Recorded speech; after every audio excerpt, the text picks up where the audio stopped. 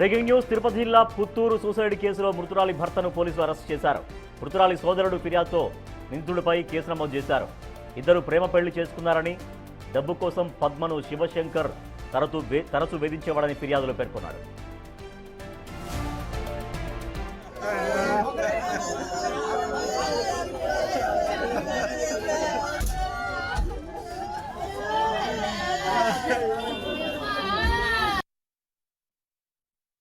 పుత్తూరు పట్టణంలో సాయంత్రం కృష్ణానగర్లో ఒక మహిళ మరియు ఆమె ఇద్దరు పిల్లలు కూడా ఉరి వేసుకొని చనిపోవటం జరిగిందని రాబడిన ఇన్ఫర్మేషన్ మేరకు ఇమ్మీడియట్గా అక్కడికి వెళ్ళటం జరిగింది. ఆ ఇంట్లో చూస్తే ఆ మహిళ చీరతో ఉరి వేసుకొని చనిపోవటం జరిగింది. అట్లే తన ఇద్దరు పిల్లలు కూడా ఉరి వేసి తాను కూడా ఉరి వేసుకున్నట్లు ఆడ తెలుస్తూ ఉంది.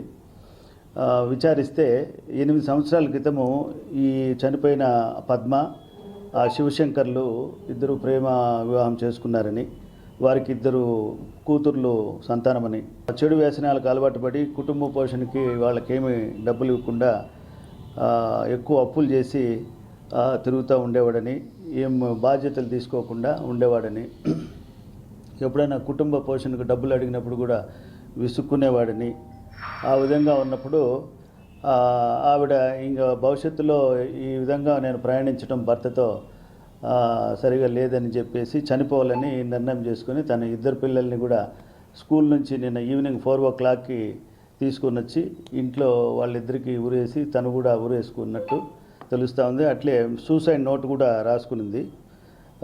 దాంట్లో కూడా ఇదే ఈ విషయాలంతా పొందుపరిచింది. తర్వాత అమ్మాయి అన్న తులసి కార్తీక్ అనే అతనితో ఫిర్యాదు తీసుకొని కేసు నమోదు చేసినాము. సిఐ గారు దర్యాప్తు చేస్తున్నారు.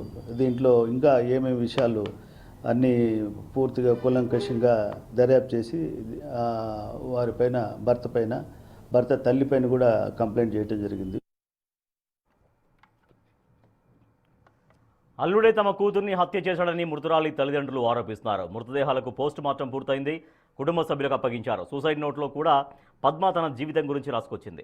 తల్లిదండ్రులు చెప్పిన విధంగా నడుచుకోండి, ప్రేమ వివాహాలు చేసుకునే వాళ్లకు తన జీవితం గుణపాఠం కావాలి అంటూ పిల్లలిద్దరితో సహా ఆత్మహత్య చేసుకుంది.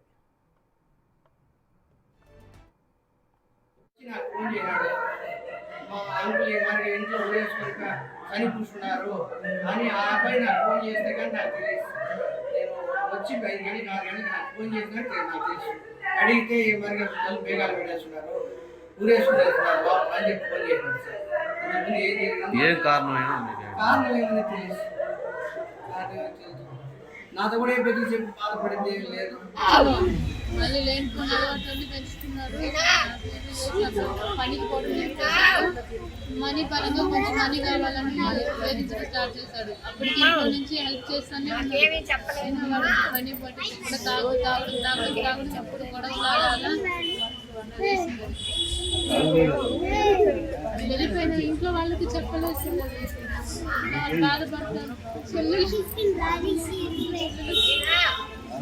నాకు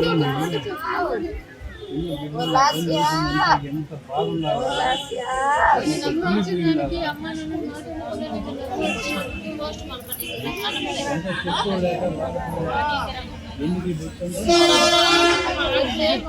చదువుకునే వాళ్ళకేం తెలియదు.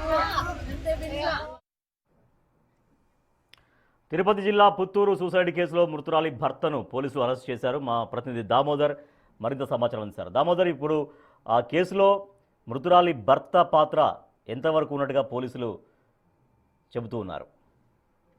రాజేష్, నిన్న సాయంత్రం ఏదైతే ఆత్మహత్యకు పాల్పడిందో ఆ తర్వాత ఆ అమ్మాయి రాసిన ఉత్తరాన్ని ప్రకారం పోలీసులు శివశంకర్ను అదుపులోకి తీసుకుని విచారిస్తున్నారు. అమ్మాయి మృతదేహానికి పోస్ట్ మార్టం కూడా పూర్తయింది. అమ్మాయి సోదరుడు తులసి కార్తీక్ ఇచ్చిన ఫిర్యాదు మేరకు కేసు నమోదు చేసినట్లు పోలీసులు తెలిపారు. ముఖ్యంగా ఆ అమ్మాయి ఆత్మహత్య చేసుకోవడానికి కారణం ఏదైతే భర్త శివశంకర్ యొక్క వేధింపులు, డబ్బు సంపాదన లేకుండా ఆ అమ్మాయిని ఇబ్బంది పెట్టడంతో పాటు డబ్బులు తీసుకురమ్మంటే ఆ అమ్మాయిని పలుమార్లు వేధించడంతో ఏదైతే ఆ అమ్మాయి యొక్క నానమ్మ, అదేవిధంగా వారికి సంబంధించి నానమ్మ రెగ్యులర్ గా తనకు వచ్చే పెన్షన్ గా అమ్మాయికి ఇచ్చి సాయం చేస్తుంది. అంతేకాకుండా కుటుంబం నుంచి కొంత 2-3 సార్లు డబ్బులు కూడా ఆర్థికంగా ఆదుకున్నాము. అయితే ఆ విషయంలో అమ్మాయి అడగడానికి మొహమాటంగా భావించి ఆత్మాభిమానం గల పద్మ ఈ విధంగా ఆత్మహత్యకు పాల్పడింది.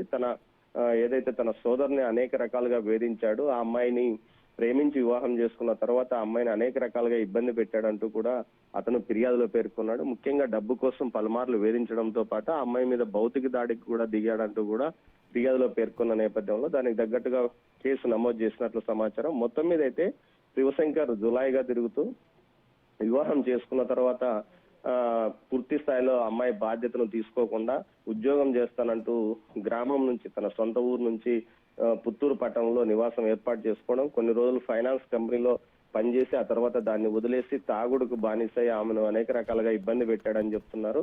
ఈ నేపథ్యంలో ఇందుకు తగ్గట్టుగానే కేసు నమోదైన పరిస్థితి. మరోవైపు ప్రస్తుతం శివశంకర్ పోలీసులు అదుపులో ఉన్నాడు. అంత్యక్రియలకు అతన్ని అనుమతిస్తారా లేదా అన్నది కూడా తేలాల్సి ఉంది. మరోవైపు ముఖ్యంగా కుటుంబ సభ్యులు ఏదైతే ఇటు పద్మ యొక్క తండ్రి గాని, అదేవిధంగా సోదరుడు గాని, ఇతర బంధువులు గాని అతని ఛాయలు కూడా మా వద్దకు రాకూడదంటూ కూడా పెద్ద ఎత్తున గొడవ చేస్తున్న నేపథ్యం.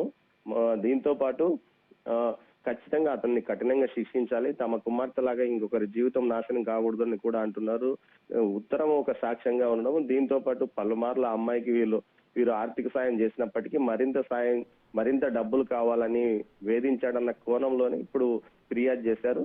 అదనపు కట్నం కోసం ఏదైతే ప్రేమ వివాహం చేసుకున్న తర్వాత ఆ అమ్మాయి ఇంటి నుంచి డబ్బులు తీసుకురావాలి, కేవలం ఆ అమ్మాయి డబ్బుల కోసం ఇతను పెళ్లి చేసుకున్నట్లు కూడా ఒక్కోసారి గొడవ చేశాడు. ఈ వ్యవహారాన్ని అంతటికి సంబంధించి పూర్తి స్థాయిలో అతని మీద కఠినంగా శిక్షించాలని వారు కోరుతున్న పరిస్థితి. అయితే పోలీసులు దీనికి సంబంధించి ఏదైతే ముందుగా ఆ అమ్మాయి ఉత్తరాన్ని ఒక సాక్ష్యంగా తీసుకున్నాం, అదేవిధంగా ఇతను ఏ విధంగా అమ్మాయితో వ్యవహరించాడు, అమ్మాయిని ఎప్పుడైనా కొట్టాడా అన్న విషయాన్ని సమీప నివాసస్తుల నుంచి కూడా సమాచారం తీసుకుంటున్నారు. ఇంకో ట్విస్ట్ ఏమంటే ఈ కేసులో ఏదైతే శివశంకర్ తల్లి కూడా ఈ అమ్మాయిని వేధించిందంటూ ఫిర్యాదులో పేర్కొనడంతో ఆమెను కూడా నిందితురాలుగా చేర్చడం జరిగిందని పోలీసులు చెప్తున్నారు. Rajesh. Right, thank you Damodar.